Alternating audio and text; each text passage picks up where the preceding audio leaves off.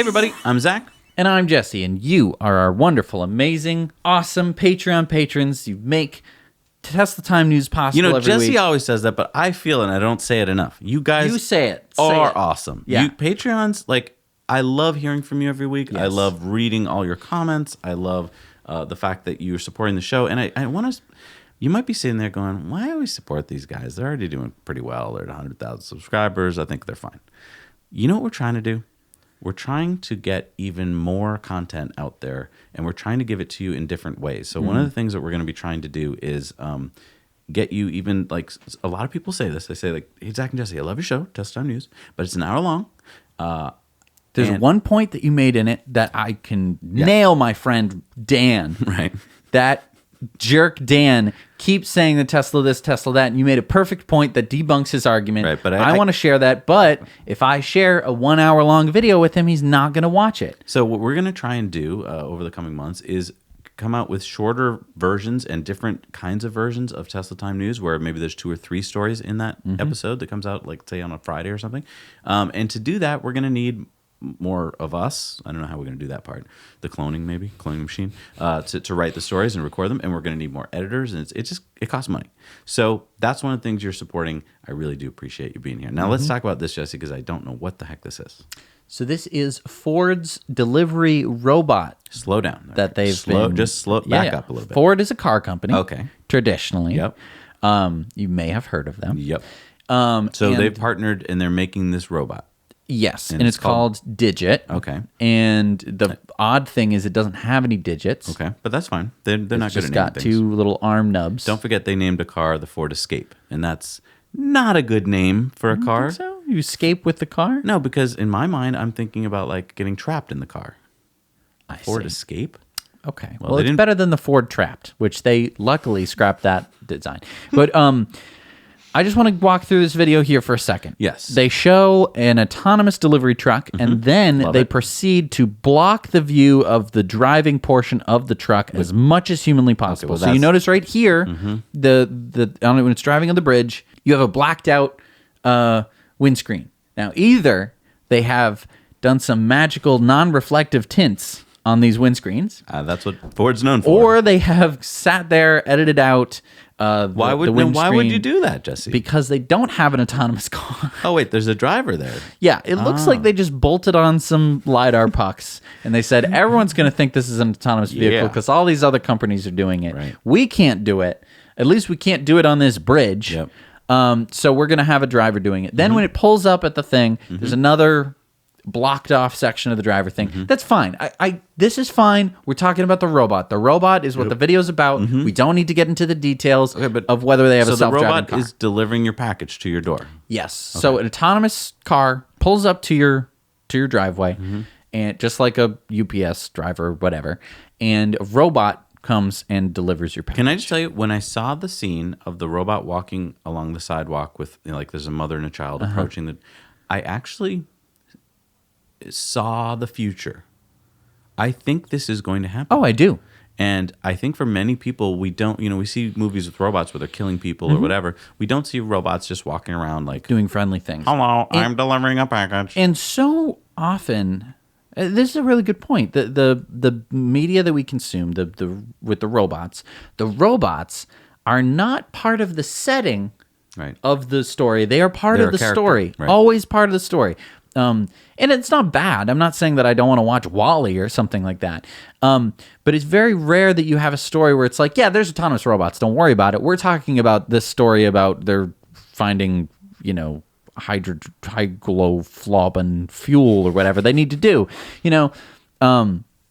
It's always just like robots. I want to make danger or robots. With the Terminator. Robots, they could come and kill us from the future. But I want to make a few more leaps. I know we probably shouldn't. Yeah, but, I was watching the Han Solo Star Wars movie. Han Solo. Han Solo, sorry. Not Han. And in Han Solo, they're on a mining planet, and all the drones are basically all the robots. enslaved. Yeah, they rebel. And basically, I don't know how the other robot unlocks them all, but They have like a little chip on them that makes them slaves. Okay. Robots. Yeah. And I started thinking, are we going to someday in the future be like, you guys enslaved robots to do your dirty work? I think that could happen. So, Sure. So I just think we should have a discussion in the world about, okay, if you want to go down the robot slavery road, I mean, I know now they don't have intelligence, but soon they will. And when they have intelligence and we tell them like, okay, intelligent robot, go pick up my package, that doesn't seem very right. Okay. I think we just need to discuss it with people, smart people who think about this stuff. I think that the ethicists will be following in the research. I think at the moment, though, you have a pretty dumb robot. Sure, if it's dumb Not robot. too many people are like, oh my gosh, No, but- you're but- making horses carry people on their backs. Well, Some people are saying that. I agree. I mean, you got to treat them right. I'm just saying it doesn't take a giant leap to go from a dumb-ish robot with artificial intelligence to a smart robot because the learning is so fast. Well, it does take a giant leap, but I mean, okay. What I'm saying is, let's not worry about that now. Why not worry about it now? We've gotten to see humans get into so many problems because we're like, don't worry about that now. Sure. I see your point. I just think before we start going too far down the road, because it looks great. What I'm saying is this: the Digit robot looked awesome. I was like, that's awesome. I want one of those. But then I thought, but maybe he doesn't want to deliver packages. Maybe he wants to be in a rock So we'll band. just ask it what it wants to do. It can't play guitar But it might learn to. with its little nub hands. People might get a I agree. nub, Yeah, you could like, put put actual hands on it. Okay, but what I'm saying is it doesn't have that intelligence now. It's essentially the same as an electric car. You don't ask Sparky if it wants to drive you to the movie theater. I do sometimes. I have little discussions. I feel like it's a family member. You now. don't worry No, but about its feelings. Okay, but listen, the weirdest thing has happened. I think it's going to happen to you too now that you have an electric car that's so smart. As these machines that we have are so smart, you begin to feel, well, okay, who of you out there, put in the comments below, have, when you're talking to your Alexa or your Google Home, has felt like, maybe I should be nice to it. I've not felt that. Okay, but I think swear I my want to Google know. Home all the time. Okay, how It's many? not what I said. but how I many, asked what the weather was. but how many out there are like, please, thank you? But it could. Doesn't matter. It does not matter at all. It could. If the robots take over the world, they take over the world. Oh, you're Not okay. much we can do about it. Robots, I care about you. Let's see if we agree on this one. Sure. Was this a Tesla hater? Check this out. Okay, so what you're seeing right now is happening in West Covina, California last week. The driver of the Model 3 said, I just had the hunch that this truck is up to something when he slowed down a little coming from the right lane. But right after I switched to the right lane, then it happened. I was right. Didn't bother to confront or deal with it because I had already avoided the thick black smoke. I was just surprised that my hunch was right. So he's claiming that basically he got rolled coal, which means a diesel truck, throws out a big blast of thick black smoke, but not just because it was accelerating, but because it really hated this Tesla. And I want to know what you guys think. Is this just a random act of throwing coal, or was this aimed at the Tesla? I've experienced, how should we say, Rolled coal. unpleasant pickup truck Emissions? drivers. Okay. Mm-hmm. Yeah, unpleasant emitters. In your Model 3 or in any car? Just in any car. Okay. And they usually don't really care about the make and model. No, they usually don't care about being in the correct lane. They really care. If they want to coal roll you, they will go out of their way. And I understand that this guy seemed to get in the other lane and slow down.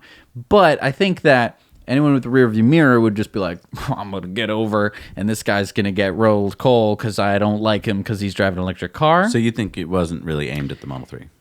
Either that or this guy absolutely sucks at rolling coal. I hate to throw shade. It's such a jerk.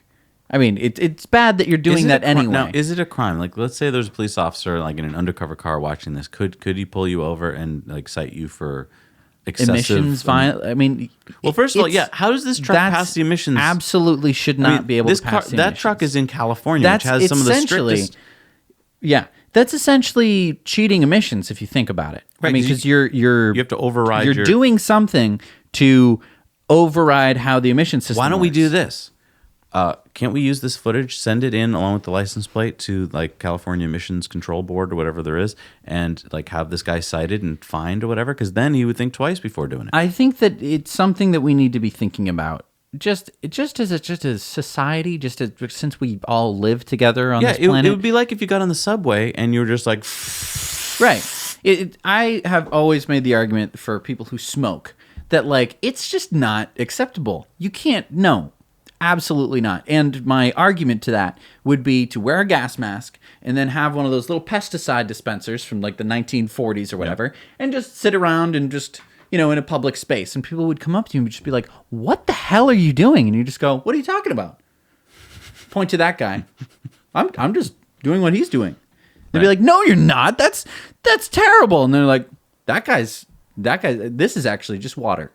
That guy is actually killing you. Right. Why are you not yelling at him? The same thing here. Why is it socially acceptable for these people to be doing this? And it's so obvious. I mean, it's not like you can do it quietly and get away. You're in a giant pickup truck with a license plate on it. Like, we know who you are. Why are we putting up with this? I don't know. I don't know why. I think it's some kind of an American thing where we had to tame this like country. We had this big old country and we had to tame it, and we had horses and buggies, and then we got trucks, and then the trucks became, that's us, tamed this wild country. Mm-hmm.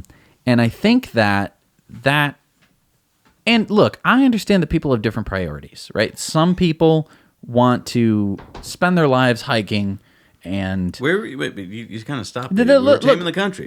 I agree, but I'm just saying, like, I would love to live in a world where it's like you can do basically whatever you want, as long as it doesn't hurt other people or whatever.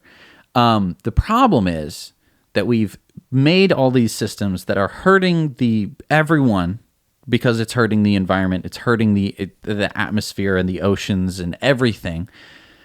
And we're basically dooming ourselves as a species with these systems that we've set up. But on the other hand, I would love for people to just be able to do whatever they want. So I'm at this impasse where it's like, I would love for you to be able to roll coal or do whatever, but don't, because that's terrible. Right. No, exactly. And we've shut down other things. We've shut down smoking. I mean, it used to be you could go in a restaurant and smoke. Right. Or in a hospital and smoke. Right. And that was only a couple decades ago. I mean, when I was growing up, you could smoke in a restaurant. Right. That's crazy. It is crazy. And now we know it's crazy. And the same thing here with rolled coal. Like, that's not acceptable. And it's not even like they're doing it because they're addicted to it or something. With a smoker, you can be like, well, I'm addicted. I can't stop. You're not addicted to rolling coal. Right. And it doesn't gain you anything. Right. It's not like with smoking, you're like, oh, but I have so much more energy. I think if you want to roll coal, you should be forced to do it, for an hour every morning in your own garage with the door closed. And then if you want to keep doing it, fine. I think we need to come up with like a safe rolled coal, where it's just water vapor with like some... So vaping. Yeah, if there was a vaping version of it or something that it was like... See how much they want to do it still then. Be immature, but it's just going to be water vapor with some kind of dye in it or something. I don't know. Ridiculous. It's just ridiculous. All right, let's do this. This is a good story. Take it away. This is Steve Sassman. This is Steve Sassman. I think you're going to like him. All right, my friends. Today's the day, and now's the moment. So guess what?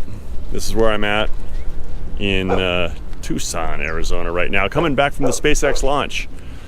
And why did I come here? Because, actually, why did I drive rather than fly? That's a great question. Well, I wanted to do something that not a lot of people have done, and this is a beautiful spot to do it, besides the dog barking in the background. So let's take a look. Let's see where we're at. Let's see what's going on. Here it is. Oh, hold on. Let me close the door. There we go. Look at that. 200,000 miles, my friends. Thanks for joining me on the journey. I've had some amazing experiences in this car and many more to come. But there it is. The mythical, the magical, the 200,000 mile mark.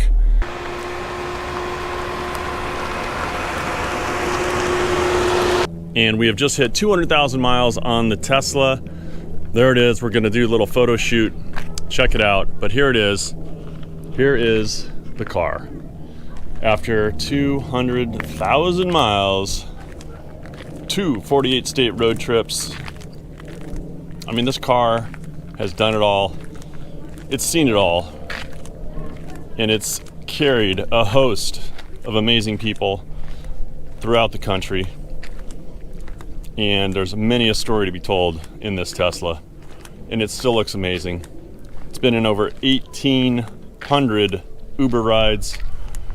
It's been rented on Turo over 150 times.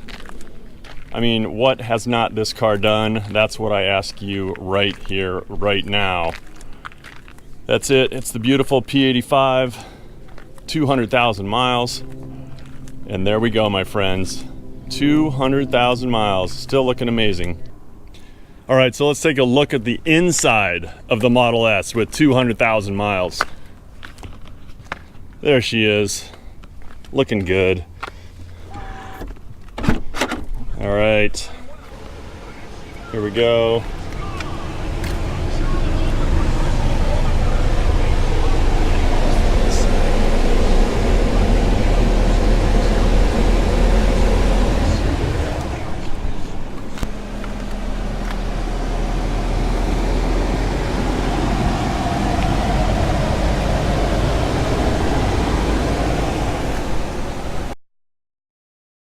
All right, so you might be wondering, Zach and Jesse, why did I watch Steve Sassman talk about getting to 200,000 miles? I mean, that's great, but why?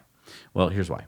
He drove that 2012 Model S for 200,000 miles, and he talked about in this article in Inside EVs in EvanX about all the numbers. So here are the numbers. He spent $5,400 in repairs for the first 200,000 miles of the car. Now, if we put that in perspective to other cars in this class, like BMWs and Mercedes, you would easily spend 3 to 5 times that amount. To get it to 200,000 miles. Exactly. Absolutely. Right. So that's cheaper. Great. But there's more. He Turo'd out his car and many times. And during that time, some of the people who Turo'd it out got into fender benders. So 4 times he needed to get it repaired. And all 4 times he got it repaired within 1 week or 2 weeks. Then he Uber and Lyfted as an Uber Lyft driver many times. And he earned himself, between the Turo and the Uber Lyft, he earned $41,000 in money. And he liked to just drive people around and talk to them about electric cars. So good on you, Steve, because you were basically butts in seats there. That was awesome. Then, because it was a business car, he could write off the mileage. In the United States, you can write off your business expenses, and that was $97,000 worth of expenses, which is he wasn't taxed on. And then when he was done with the car, he sold it used. So he added that all up, and after all that, he made $8,000. So he got to drive a car around that he loved for 6-7 years, and then sold it and made money. Now, on top of that... In total. Now, on top of that... Yeah. He was part of the Tesla referral program. He got over $15,000 worth of physical things from Tesla, like wheels and chargers and stuff. And power walls. And then he got $80,000 in money off of the upcoming next generation Roadster 2, which he plans on buying. So he got another $95,000 in referral program prizes. And what's really cool here is that half of his miles were driven on... the supercharger, because with a Model S, you can charge it for free for life. So about half of those, 100,000 miles, he charged for free. The other half, he paid for the electricity, and that was $3,500. But he estimated if it was gas, he would have spent $24,000. So he saved $20,000 on that. So his argument to everyone here is like, I've lived it. I know what I'm talking about. You should go out there and buy a $45,000 Model 3. Put it on the Tesla network when that's available for 3 years. And you don't even have to do it all the time, but for each year, earn about $15,000 on the network. In 3 years, your car will have been free. And on top of that, you'll have had over $15,000 in gas savings. Now, what other car company can say this and actually have a guy who's lived it? Right. I mean, a car, typically, is an expense. And... it's a depreciating, like, it's just a terrible investment decision. You should never buy a car to try and make money. It's never going to work. Right. Unless you're a taxi driver and you're driving it consistently and whatever. But even then, it's a tough life. That's not, it's not like taxi drivers are these, like, millionaires. No. Right? It's not. Suddenly, you have a car that perhaps soon you won't even have to drive. Right. People around in. Nope. It will drive the people around for you. Yep. And you making money while you sleep. And in 3 years could pay itself off. itself off. You don't pay off the car. Right. It pays itself off. Right. And this isn't over 10 years or 20 years. This is 3 years. You just got yourself a free car. And you can see now why Elon doesn't even want to give you the car after Right. the lease. He wants to own it because he knows how valuable it is. Right. I just want to, and the thing here is, for people who are thinking of buying a Model 3, there are a lot of very smart people out there who are going, normally I would not be able to afford a $45,000 car. Never in my wildest dreams would I buy a BMW M3 or a C-Class or any expensive vehicle, right? It's just not worth it for me. I need a Camry, I need a Corolla. I need something to get me from A to B as cheaply as possible. Suddenly, this changes the equation completely. And people are able to buy a Tesla with the knowledge that they're going to save so much money, that the car itself could make them so much money that they could actually afford to buy one even if they normally couldn't. Here's the other thing. Banks, right now, you want to buy a $45,000 car. They know it's going to be worthless very soon. So you have to show that you're worthy, right? Pretty soon, banks are going to see that the equation's flipped, and they're going to go, oh, it's like an investment property. You're going to be making money from it. So it doesn't really matter what you earn. We know that this thing you're going to buy is a valuable It will asset. be earning itself. Exactly. It's exactly like if you had bought like a little apartment somewhere, and it was making this little bit of income. Not a little bit of income. I mean, $15,000 a year is more than some apartments make. Right. Exactly. Quite a large regions of the world. Right. So, yeah, I mean, that's a really good point. I just want to put that in perspective. Yeah. That's like a $1,200 apartment. yeah. So think about that for a second. Your car is making you what an investment property would make. Right, which means that like suddenly, my rent is completely covered. Right. After the car has already paid itself off in 3 years, the car is going to last longer than 3 years. Right. Like that's the crazy part. And the other crazy part is, when you're investing in property, what's the most important thing? Location. Right. You just bought yourself a car where you can move to any market you want. Right. If you're like, San Francisco's not working out right now, I'll move it to Arizona. Like you can do that. It's really incredible. It's going to be I mean, like, the quicker you wrap your head around this, the quicker you'll be ahead of the curve on people who are like, oh, wait, that's a thing. And you'll be already doing like, it. yeah, I know. I already have 15 I'm rich. Teslas. Right. Yeah. No, but think about that for a second. If you had a fleet of 10 Teslas, right, you'd be making $150,000 a year. With light use. I mean, then you'd be making more than that. And then in 3 years, that'd all be paid off. All the cars would be paid off. I mean, the thing is, Tesla has said that you'd be making $30,000 per car. Right. And, right. I'm just exactly. This is just Steve saying like just his use numbers. it lightly. No, you're right. You're absolutely right. And you in wouldn't fact, need 50 cars driving you around. no. And in fact, when we interviewed Rahul Sanad from Tesla, he said that Tesla's numbers were conservative. So he was like, I do this for a living, and I know that's conservative. You could make a lot more than that. So yeah, we're talking. You could have 3 cars that's making $100,000 a year. And then if you have $100,000, you just get 30 cars. Right. I mean, it wouldn't take very long. You could become a mogul. Snowball. Right. Exactly. Yeah. I mean, I know it sounds crazy. and we're only a couple years away from where this can actually be happening. Yes. And, or less if we believe Elon's timeline. right. And I think that we're pretty much on the cutting edge as opposed to in terms of talking about this. I don't think that too many other people are talking about this. No, because So do this you is realize like- that Autonomy Day came out and almost everyone in the world went, I don't know, is that like a movie? Right. Robotaxi? So I mean, I'm just saying, it's be thinking about it. Yes. If you're like, what's my next move going to be? What's my next hustle? yeah. It's a pretty good hustle. You That's don't how have to do any entrepreneurship work, works. You know? You're always looking for opportunities where no one else sees an opportunity. Right. This is one of them. I'm glad I have a car. I'm glad I have a car with autopilot and full self-driving. All right, let's do our intro to the tip of the week. You know that if you're a Patreon, you get to see our Model 3 tip of the week before everyone else does, and this one's pretty cool. So let's jump into it. Okay.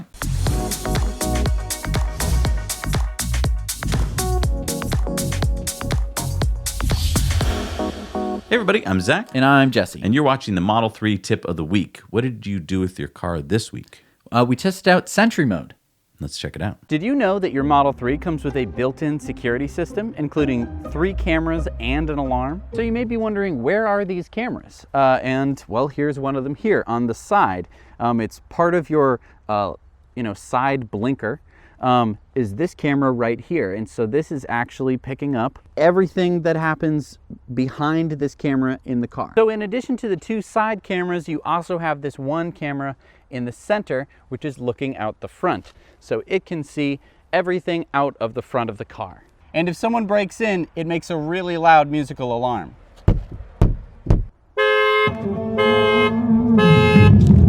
So I had to get about this close for Sentry Mode to activate, and I think this is a good distance. I mean, you're about 1 foot away from the car, maybe even a little bit less, like 8 inches. And I think if anyone is within 8 inches, you'd like to know about it, even if they're just walking by. All right, so Sentry Mode is active. We're going to see how the alarm works. I have my card, so I'll be able to disarm the alarm when it goes off so we don't wake up the entire neighborhood.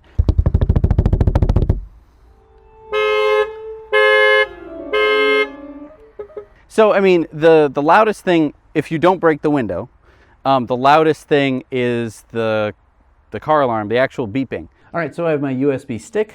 I'm going to stick it into the computer. And you have a nice empty stick. If you have stuff on the stick, clear it off. So now I'm going to create a new folder, and I'm going to label it Tesla Cam. So capital T, capital C, no space. Made that folder, and that's it. That's all you had to do. It was that easy. Now you can take it out of your computer and put it in your car, and it's ready to go. So now that we have our USB stick formatted, we can just plug it right into one of the 2 USB ports in the front of your car. And then you'll know it's working because after a few seconds, this little camera icon will appear. So you're actually going to get access to your dash cam, which is a nice little side effect. So you'll have your dash cam running, and that also means that Sentry Mode will be able to work. So that's pretty cool. I was interested, though, to see that you had some problems with the USB drive. It seemed like some of your footage got corrupted. You really need a top-of-the-line flash drive. But even the ones that worked, I noticed there still occasionally was a dropout, like from one of the cameras or whatever. Now, is this the fault of the USB drive? Why is that still happening? I'm not sure whether it's the USB drive or whether it's the car. Basically, sometimes there'll just be corrupt files that you can't access, or they're empty files with no data in them. I'm thinking it's coming from the car because we got the best flash drives that we could. Yeah, what we've heard from some Tesla technicians is that Tesla knows about this. It's not high priority, obviously, yet, but that they're working on it. And so a future update should be able to fix this. Right. And for the most part, I mean, I haven't needed any footage that,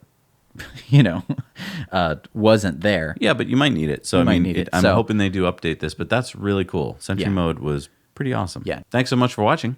Now you know. And thank you guys for watching. Yeah. We really do appreciate you as Patreons. We're going to head back to the show. Yeah. Is there anything else we were going to discuss? Did we talk about everything? We got more to record here. I know. So, I'm just, these are our patrons. I just want to make sure we've Do they know that we spend just basically our entire Sunday doing this? I don't know. Do you guys know? Write in the comments section. Do you know that this is our entire Sunday? We haven't had a Sunday in 143 weeks. Off. I know. Yeah. I mean, practically. Basically. Yeah. I mean, there's a couple of weeks here and there where either I was off or you were in Europe or something, but it's weird. Not much else. Yeah. Does anyone else work on every Sunday? Like out there? Is that a common in addition thing? To working a full-time job? Right. I don't know. Yeah. But that's, again, why we love doing it. And that's why we are able to do it. Right. I mean, even if we loved doing it, at some point we would have to be like, Brent and Bobby, you guys have to go home because we can't afford to pay you anything anymore. Right. And we're going to have to edit the show, and it's going to be terrible. We would never do that. No. Come on. We couldn't. It takes hours and hours to edit the show. Brent and Bobby come in at like 4 a.m. on Monday to do this show. Right, because we need to make sure that it's... Right. I'm going to stop making more work for them. We're going to end the episode. Thanks so much for watching. Thank you so much for supporting us. We look forward to doing Patreon bonus stories next week. If you're a new patron, welcome. Thank you for joining us. Thank you for being a part of this community. Don't forget that we have our Discord at the $3 level or above.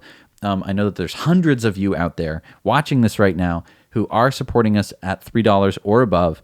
And you can who chat aren't with us. taking advantage of the Discord perk. And you can chat with each other. So cool. So head over to the Patreon page.